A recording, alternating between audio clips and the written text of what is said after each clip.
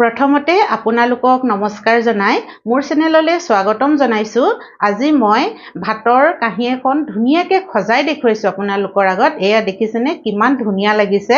আৰু ভাতৰ লগত মই এয়া আঞ্জাখন বনাইছো বুটৰ দাইল আৰু জাতিলাও। জাতিলাওৰ কাহিনীটো আপোনালোকৰ আগত কৈছো। বজাৰৰ পৰা জাতিলাওটো আনিলে দেখিবলৈ ইমান ধুনীয়া, যেতিয়া মই কাটি এফাল বনাও নিখিজে একেবাৰে বুঢ়া জাতিলাও। আৰু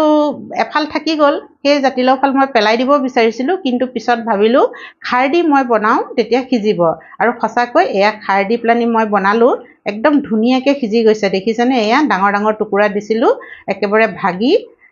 সৰু সৰু হৈ পৰিছে। এয়া মই আপোনালোকৰ আগত ভাঙিও দেখুৱাইছো, এয়া চাওকচোন সৰু টুকুৰা টুকুৰি হৈ গৈছে। আৰু খাবলৈও বহুত সোৱাদ লগা হয় খাৰৰ আঞ্জাখন, নহয়নে বাৰু?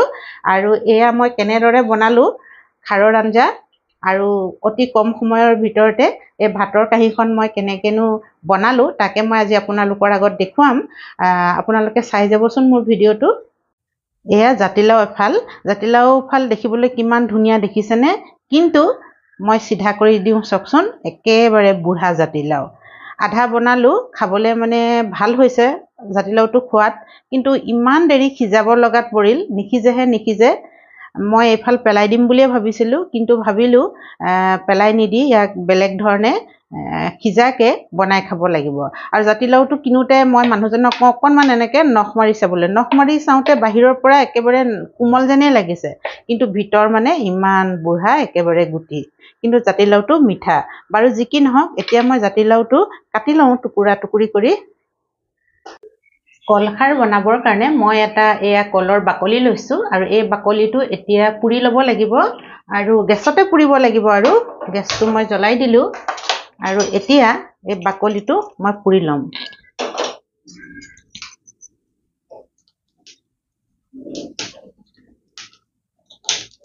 আপোনালোকে বাৰু কলৰ খাৰ কেনেধৰণে বনায় মোক জনাবচোন। মই আৰু এইটো ভীমকলৰ বাকলি হয়, ভীমকল আনিলে মানে বাকলিটো এনেদৰে শুকুৱাই মই থৈ দিওঁ। এয়া পুৰা হৈ গ'ল। বাতি এটাতে মই এয়া পানী লৈছোঁ, গেছটো অফ কৰি দিছোঁ, আৰু এতিয়া এই কলৰ বাকলিটো মই পানীখিনিতে এনেকৈ দি দিম। এয়া এতিয়া অকণমান দেৰি এনেকৈ থাকিবলৈ দিম। এয়া জাতিলাও মই কাটি ল'লোঁ, একেবাৰে সৰু কৰা নাই, অকণমান ডাঙৰকৈ থৈছোঁ।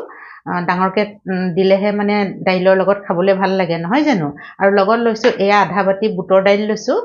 আৰু এটা আলু লৈছোঁ, আৰু এটা পিঁয়াজ লৈছোঁ, আদা অকণমান, আৰু নহৰু এইকণ 3 ফুটা নহৰু লৈছোঁ। আৰু এয়া দেখিছে যে এয়া আকৌ খুতৰা শাক মোৰ ফুলৰ টাবতে আছিলে, মই ছিঙি লৈ আনিলোঁ, এনেই দি দিম আৰু ইয়াতে। আৰু এয়া হৈ গ'ল মোৰ ধুনীয়াকৈ কাটি কুটি ধুই ধাই ল'লোঁ। এতিয়া মই এইখিনি কেনেকৈ বনাওঁ আপোনালোকৰ আগত দেখুৱাম। আৰু খাৰ এয়া আছে, খাৰখিনি মই কোন সময়ত ব্যৱহাৰ কৰোঁ দাইলত আপোনালোকক দেখুৱাম। গেছটো জ্বলাই মই গেছত কুকাৰ এটা পাতি দিছোঁ, আৰু কুকাৰত এয়া মই মিঠাতেল অকণমান দি দিছোঁ, আৰু তেলখিনি গৰম হৈছেই। গৰম হোৱাৰ লগে লগে মই এয়া পাঁচফোৰণ হয় দি দিছোঁ। এয়া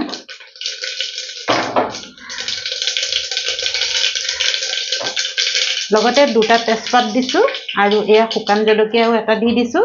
আৰু এয়া পিঁয়াজ আৰু নহৰু আদা বটি থৈছিলোঁ সেয়াও মই দি দিছোঁ। আৰু এয়া মই ধুনীয়াকৈ লৰাই দিছোঁ। এয়া দেখিছেনে কুকাৰটো অলপ দীঘলীয়া কাৰণে দেখা নাপায়, এয়া অকণমান ধুনীয়াকৈ লৰাই দিছোঁ। এয়া আমাৰ ভজা হৈ গৈছে মছলাখিনি। এতিয়া মই ইয়াতে দি দিম জাতিলাও।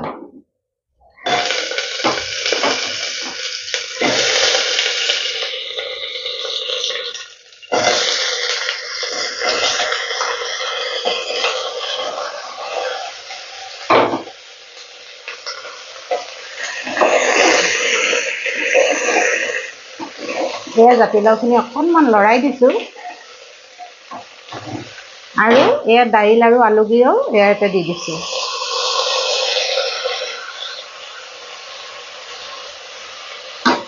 আৰু সোৱাদ অনুসৰি নিমখ এয়া এচামুচ হ'ব, সৰু চামুচেৰে এয়াও মই দি দিছোঁ। দি এতিয়া মই লৰাই দিছোঁ ভালকৈ।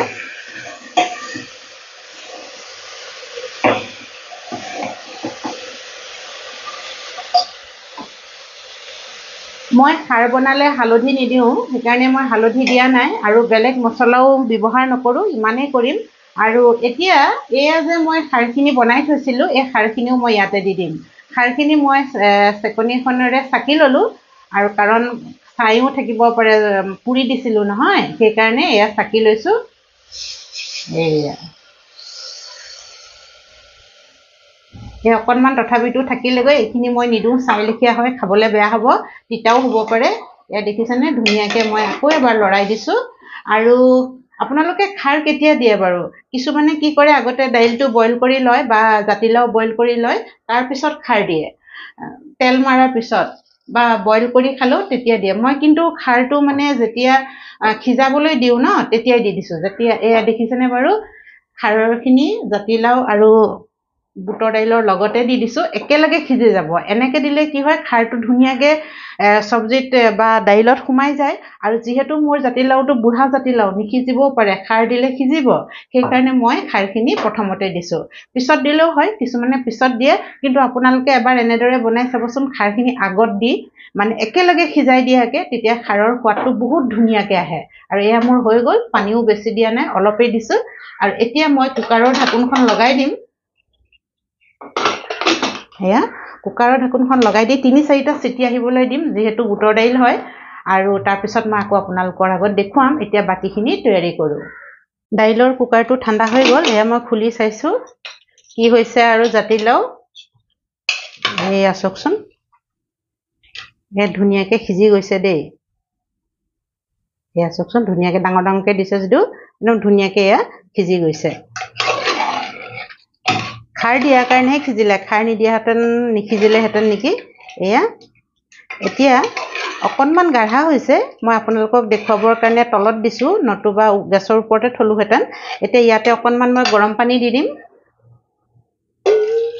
এয়া গৰম পানী অকণমান দি দিছোঁ আৰু এতিয়া মই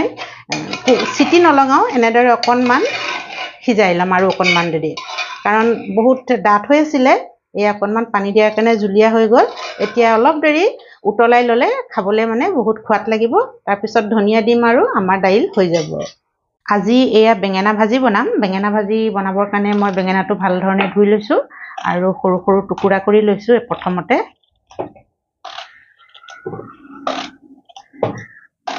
এই দুফাল দুফাল কৰি তেলতে ধুনীয়াকৈ ভাজিম এনেকৈ খাই বহুত ভাল লাগে তেলতে দুফাল কৰি ভাজিলে সদায় নাখাওঁ বাৰু ইমান তেল দি কেতিয়াবা কেতিয়াবা খাবৰ মন যায় ন ধুনীয়াকৈ তেলত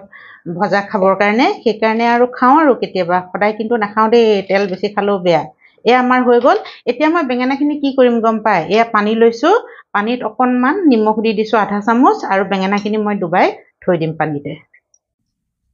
এনেদৰে নিমখৰ পানীত বেঙেনা তিয়াই থ'লে কি হয় বেঙেনাৰ খাৰবোৰ গুচি যায় মানে বেঙেনাৰ খাৰটো ভাল নহয় বুলি কয় হেল্থৰ কাৰণে সেইকাৰণে মই অকণমান দেৰি নিমখৰ পানীত বেঙেনা তিয়াই থৈ দিওঁ আৰু এতিয়া বেঙেনা ভাজিৰ লগত বনাম মই সৰু আলুৰ ভাজি এয়া দেখুৱাই দিছোঁ এয়া সৰু আলু ধুনীয়াকৈ ধুই পেলানি এয়াও মই নিমখৰ পানীত তিয়াই থৈ দিওঁ অকণমান দেৰি কাৰণ কিবা কিবি বহুত লেতেৰা থাকে যিহেতু আমি বাকলি গুচাব নোৱাৰোঁ হয়নে নহয় বাৰু সেইকাৰণে অকণমান দেৰি যদি আমি নিমখৰ পানীত 5 মিনিটমান তিয়াই থৈ দিওঁ তেতিয়া আলুকেইটাৰ পৰা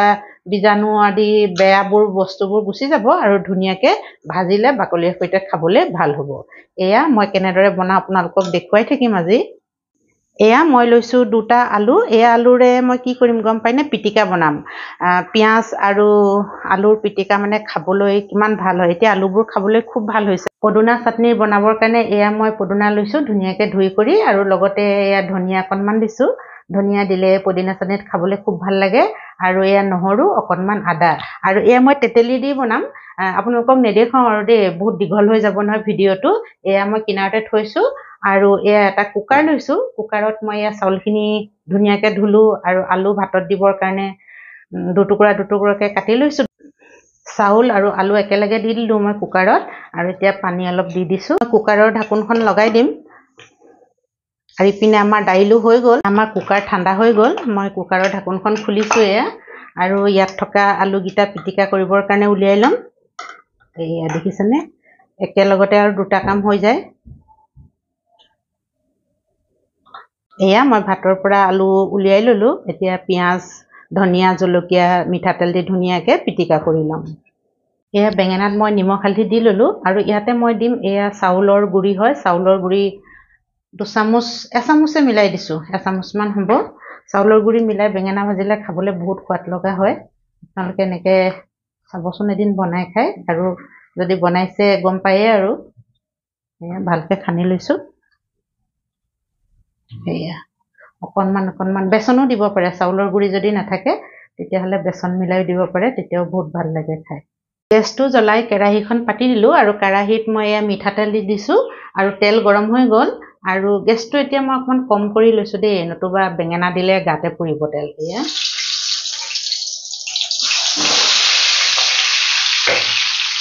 বেঙেনাখিনি দি দিছোঁ আৰু এতিয়া লৰাই দিম এয়া বেঙেনাখিনি মোৰ দিয়া হৈ গৈছে আৰু বেঙেনাৰ ফলা চাইডটো মই তললৈ দিছোঁ আৰু গেছৰ ফ্লেমটো এতিয়া মই বেছি কৰি দিম আৰু ঢাকোনখন লগাই দিম আৰু 2 মিনিটমানৰ পিছত বা 1 মিনিটমানৰ পিছত মই আকৌ খুলি চাম বেঙেনা আমাৰ হ'বৰে হৈছে মই আপোনালোকক দেখুৱাইছোঁ এয়া দেখিছেনে আৰু বেঙেনা সিজি গৈছে চাওকচোন এয়া মই এনেকৈ দবাই দিছোঁ তললৈ গৈছে দেখিছেনে এনেদৰে বনালে বেঙেনা বহুত ধুনীয়াকৈ মানে একেবাৰতে এটুকুৰাকৈ তেলত নাভাজি একেলগে গোটেইখিনি এনেদৰে ভাজিব পাৰি এতিয়া মই আটাইকেই টুকুৰা বেঙেনা ৰঙা হৈ গৈছে দেখিছেনে উল্টিয়াই দিছোঁ আৰু এনেদৰে বহুত ভাল লাগে বেঙেনা ভাজি খাবলৈ তেল মই সৰহকৈ এইকাৰণে দিছোঁ তেল অকণমান কম দিও ভাজিব পাৰি কাৰণ মই সৰু আলুখিনি ইয়াতে ভাজি দিম এইখিনি তেলতে কোনখন খুলি চাওঁ এতিয়া এইয়া দেখিছেনে কিমান ধুনীয়াকৈ আমাৰ ভজা হৈ গৈছে এতিয়া মই তেলৰ পৰা উঠাই ল'ম এইকেই টুকুৰা অকণমান কেৰাহীখন বেকা কৰি দিছোঁ তেলখিনি ইফালে যাবৰ কাৰণে আৰু এই পিনৰ পৰা ধুনীয়াকৈ মই এয়া উঠাই ল'ম এয়া চাওকচোন এয়া দেখিছেনে বেঙেনা এটুকুৰাও মোৰ ভগা নাই ধুনীয়াকৈ আমাৰ বেঙেনাখিনি ভজা হৈ গৈছে আৰু এইখিনি তেলতে মই এতিয়া কেৰাহীখন চিধা কৰি লৈছোঁ আমাৰ আলুখিনি যে আছিলে আলুখিনিও ইয়াতে ভাজি ল'ম আলুখিনি ভাজিবৰ কাৰণে অকণমান মই এয়া জিৰা দি দিছোঁ আৰু গেছৰ ফ্লেমটো বেছি কৰি দিছোঁ আৰু এই আলুখিনিও ইয়াতে দি দিম হৈ গৈছে আমাৰ আৰু এটা ভাঙি চাওঁচোন মই হৈছেনে নাই হয় মোৰ মতে হৈছে এয়া ধুনীয়াকৈ দেখিছেনে এয়া ধুনীয়াকৈ ভাং খাই গৈছে এয়া এতিয়া মই এয়া তেলৰ পৰা উলিয়াই ল'ম এয়া আমাৰ জাতিলাওৰ খাৰ তৈয়াৰ হৈ গ'ল এতিয়া ইয়াতে অকণমান ধনিয়া মিলাই দিওঁ ধনিয়া মিলাই দিলে খাবলৈ ভাল লাগিব নহয় জানো বাৰু এয়া চাওকচোন ইমান ধুনীয়া লাগিছে দেখিবলৈ আৰু খাবলৈও বহুত ভাল হৈছে আৰু জাতিলাও সিজিলে নে নাই সেয়া আপোনালোকক দেখুৱাব লাগিব ৰ'ব মই দেখুৱাই আছোঁ এয়া ধুনীয়াকৈ এয়া জাতিলাও ভাগি গৈছে দেখিছেনে একদম ধুনীয়াকৈ এটুকুৰা মই কাটা চামুচেৰে আপোনালোকক ভাঙি দেখুৱাইছোঁ এয়া চাওক এয়া কিমান ধুনীয়াকৈ সিজি গৈছে একেবাৰে বুঢ়া জাতিলাও নিসিজে একেবাৰে এয়া ধুনীয়াকৈ হৈ গ'ল এতিয়া মই ভাতৰ থালিখন আপোনালোকক ধুনীয়াকৈ সজাই দেখুৱাম আজিনো মই একদম কম সময়তে পটাপট কেনেদৰে বনালোঁ এয়া ঝটপটকৈ বনাই দিয়া মোৰ ভাতৰ কাঁহীখন চাওকচোন কেনেকুৱা লাগিছে এয়া মই ভাত লৈছোঁ আৰু এয়া বেঙেনা ভাজি লৈছোঁ এয়া আলু পিটিকা এয়া সৰু আলুৰ ভাজি লগতে এয়া পদিনা চাটনি আৰু মূলা লৈছোঁ কেইপিচমান গাজৰ কেইপিচমান আৰু ৰুটবিট কেইপিচমান লগতে লৈছোঁ আমাৰ এয়া জাতিলাও আৰু বুটৰ দাইল এয়া হৈছে মেইন এয়া জাতিলাও সিজাই নাছিলে খাৰ দি বনাইছোঁ একদম ধুনীয়াকৈ সিজি গৈছে খাৰ দিয়া বস্তু খাবলৈও বহুত ভাল হয় আৰু যিসকলে মাছ মাংস নাখায় তেওঁলোকে এনেদৰে নিৰামিষিক ভাতটো বনাই খাব পাৰিব আৰু একেবাৰে কম টাইমত আৰু কম বস্তুৰে নহয়নে বাৰু আৰু মোৰ ভিডিঅ'টো চাই আপোনালোকৰ কেনেকুৱা লাগিল মোক কমেণ্টছত জনাবচোন আৰু যদি ভাল লাগিলে লাইক কৰিব শ্বেয়াৰ কৰিব আৰু কমেণ্টছো কৰিব যিসকলে নতুনকৈ চাইছে তেওঁলোকেও মোৰ চেনেলটো যাতে ছাবস্ক্ৰাইব কৰি লয় আৰু কাষতে থকা বেল আইকনটো দবাই দিয়ে তেতিয়া নতুন ভিডিঅ'বোৰ পাই থাকিব